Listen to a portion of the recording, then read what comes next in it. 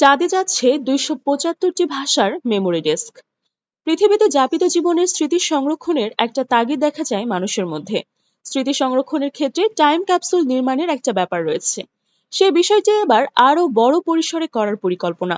কখনো কি ভেবে দেখেছেন, আগামীকালে যদি পৃথিবীতে মানুষের অস্তিত্ব শেষ হয়ে যায়, তাহলে সারা বিশ্বের ভাষাগুলোর কি হবে? হ্যাঁ, আপনি ঠিকই অনুমান করেছেন। মানুষের ভাষা, সংস্কৃতি, মূল্যবোধও হয়তো এই গ্রহ থেকে বিলুপ্ত হয়ে যাবে। নিশ্চিহ্ন হয়ে যাবে মানুষের তৈরি সবকিছু।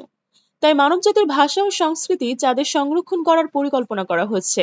খুব শিগগিরই ২৭৫টি ভাষার একটি মেমোরি ডিস্ক নিয়ে একটি মহাকাশযান পৃথিবীর উপগ্রহটির দিকে রওনা হবে।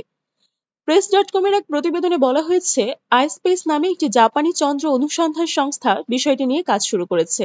সঙ্গে যোগ দিয়েছে জাতিসংঘের শিক্ষা, বৈজ্ঞানিক ও সাংস্কৃতিক সংস্থা ইউনেস্কো। জানা গেছে, জাপানি সংস্থাটি মহাকাশে ও চাঁদে মানুষের উপস্থিতি বাড়ানোর জন্য কাজ করছে।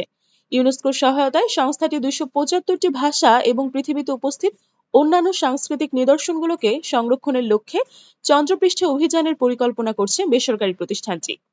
আপনি হয়তো ভাবছেন, এটা কিভাবে সম্ভব? এর উত্তর হলো মেমোরি ডেস্ক। প্রতিবেদনে বলা হয়েছে, হাকুতো অর মিশন ২ চাঁদের পৃষ্ঠে একটি রোবোটিক ল্যান্ডার পাঠাবে।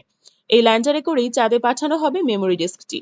এর ফলে আমাদের পৃথিবীতে মানুষের অস্তিত্বের অবসান ঘটলেও মানবতার অস্তিত্বকে বাঁচিয়ে রাখা সম্ভব হবে বলে মনে করা হচ্ছে।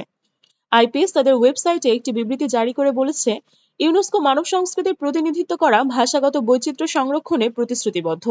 চন্দ্রপৃষ্ঠে মানুষের অস্তিত্ব রক্ষার উদ্দেশ্য মানব সংস্কৃতির সংরক্ষণ করা। বিবৃতিতে আরো বলা হয়েছে, এই মিশন পূরণ করতে মেমোরি ডিস্কে ইউনেস্কোর সংবিধানের প্রস্তাব অন্তর্ভুক্ত থাকবে।